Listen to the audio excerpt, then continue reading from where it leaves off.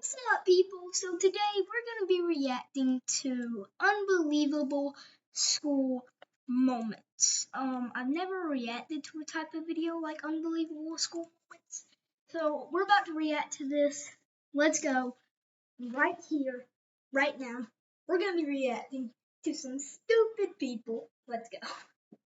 Why do I keep saying let's go over? Bro, there is nothing more annoying than being accused of having a crush on the chopped cheese at school. This literally happened to me in 7th grade. I was taking an exam in math class, and right underneath the clock on the wall, the most chopped, wildebeest looking creature was sitting. Let's call her Roz. To pace myself during the exam, I would look at the clock every couple minutes to make sure I would finish in time. You can probably tell where this is going. At lunch the same day, one of Roz's friends came up to me and asked, "Hey, do you have a crush on Roz? She told all of us that you kept staring at her during the math exam." Are you actually kidding me right now? Roz had been telling every girl in our grade that I had a crush on her. I would rather share a cell with Fleece Johnson than have these rumors surrounding my name. In his prison, booty was more important than food. Okay, maybe not.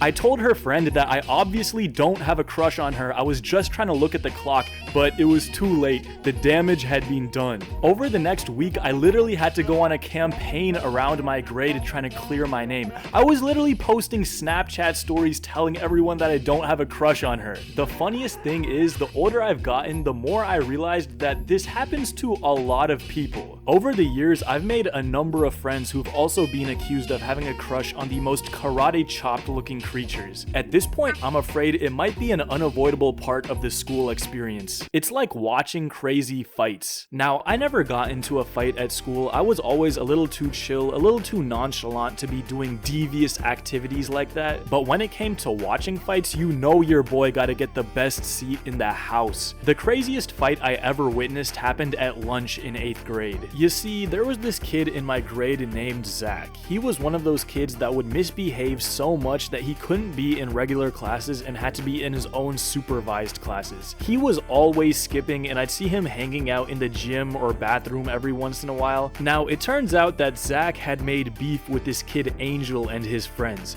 Now, I don't know the details, but what I do know is that he told them that he was gonna pull up on them during lunch. You could say a lot of things about Zach, but what you couldn't say was that he wasn't a man of his word. I still vividly remember that day. I was playing NBA Jam on my phone at lunch in the cafeteria, and out of nowhere I hear kids cheering and screaming. I had no clue what was going on, so I turn around and I see Zach running full sprint followed by 2 teachers. He runs across the cafeteria right towards Angel, and they immediately start throwing hands. Everyone is going crazy cheering them on, and then Angel's friend Raul, who was about 6'2", 180 pounds, lifts Zach above his head and slams him on the floor like he's the Undertaker. At this point, the teachers finally grab a hold of Zach, and we are all standing there like we just witnessed the rumble in the jungle. Every time I talk to someone I went to middle school with, I ask them if they remember that fight, and they always do. It's become like a core memory for us. Another core memory to everyone I went to school with has got to be the Williams Challenge. Now, unless you were in middle or high school in Plano, Texas in 2018, you probably have no clue what I'm talking about.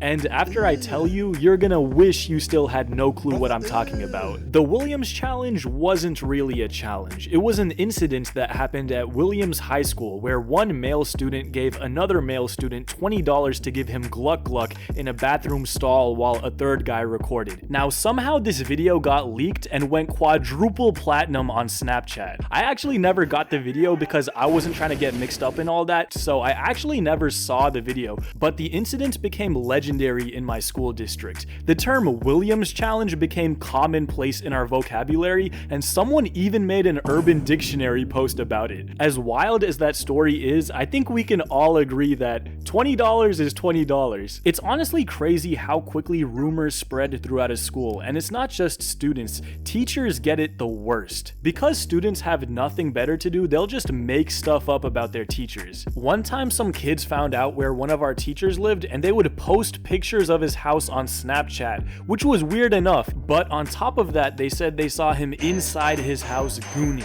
Obviously, they just made that up, but kids want to believe stuff like that, so that just became his reputation after that. Being a teacher in the big 2025 is honestly terrifying. I mean, you just gotta know that your kids are gonna do full background checks on you and find out every little detail about your life. Boundaries do not exist anymore. Speaking of not having boundaries, you remember those kids in elementary school that would pull their pants all the way down at the urinal? Bro, you cannot be double cheeked up in a public Yes, bro.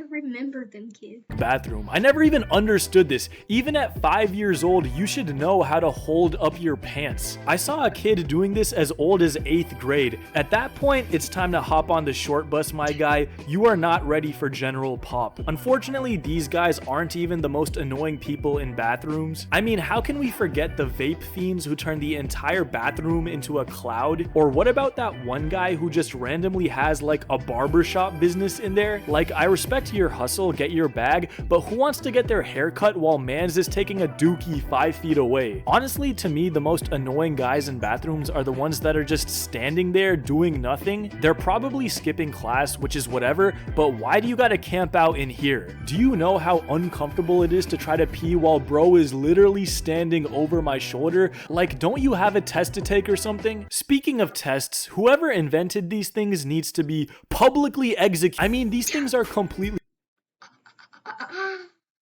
Oh my god. On God though, bro. Whoever created tests, we need to talk, bro. Whoever created tests, I'm gonna find out where you live and I'm gonna kill